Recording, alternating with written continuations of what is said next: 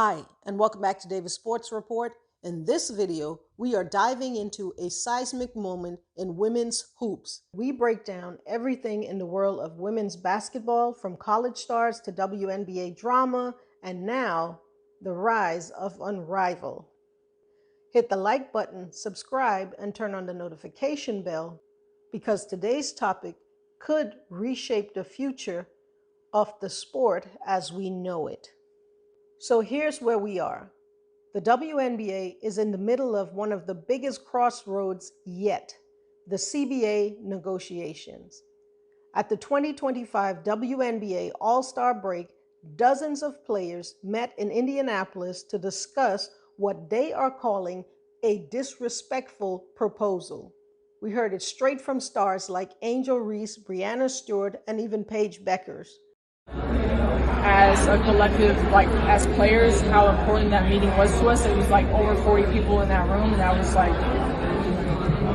historic for CBA negotiations. But I don't think there definitely wasn't a point where we agreed and we're coming to meet sides. I think there's a lot more that we want as players and that we're going to try to demand.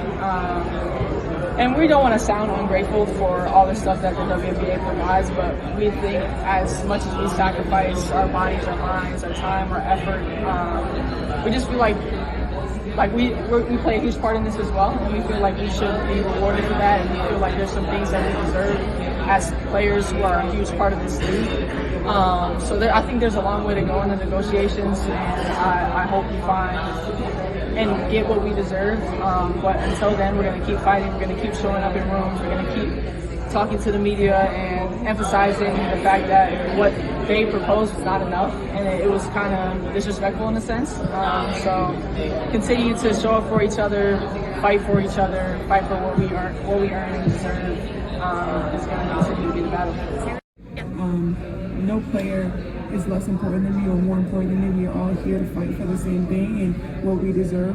Basketball and WNBA is all I know. And this is the league I love so much. And we're not going to stop until we get exactly what we want. And yesterday's meeting really woke me up to the eyes of we aren't getting what we deserve. And knowing that for a long time, and knowing over the past years the numbers that they were giving us, I'm like, wow, I didn't know all this stuff, and now being able to be informed, knowing that I can be more vocal because I do know more, and being able to have Nneka as our president, and we have so many great players that have representation that know a lot and know what we deserve is just really important. So I'm really happy to be a part of that meeting yesterday, and it did wake me up to a lot of things that I didn't know that was going on. I was sitting next to the youngest players yesterday. Me, Paige, Kiki, and Sonia were sitting right next to each other, and knowing they show us the numbers from 26, 27. They don't show you 30 and 31. Right. And my mom told me when I was younger, they'll show you the money here, but what about the longevity of it? The players that are coming after us, next year's players. So I think it's really important right now. Obviously, women's basketball is skyrocketing, and it's important for us to get what we want now, but not just now, but for the future as well. And it's really nice to have vets that may not be playing for 10 more years, but they are speaking for us because they know how important it is right now. The message was clear. They want change. They are ready to sit out if they don't get it. For years, the WNBA players have stayed loyal to the league, even while earning higher salaries overseas. They have grown the game without backing of real marketing dollars or consistent investment. Now, as new media deals and record-breaking fan interest start flowing in, players want what they have earned: better revenue sharing, upgraded benefits, and more respect at the bargaining table. But while the WNBA stalls, someone else is moving fast. Enter Unrivaled, the player-founded 3-on-3 league created by Breanna, Stewart, and Napheesa Collier. They have pulled off a major power play, signing 14 elite college players to NIL deals. This list is stacked. JuJu Watkins from USC, Flau'Jae Johnson from LSU, Azzi Fudd from UConn, Olivia Miles from TCU, Kiki Rice and Lauren Betts from UCLA, Sienna Betts, UCLA, Madison Booker, Texas, Audie Crooks, Iowa State, Mylisha Fulwiley, LSU, Tanaya Latson, South Carolina, and Silas Swords from Michigan, and Sarah Strong from UConn. These aren't just athletes.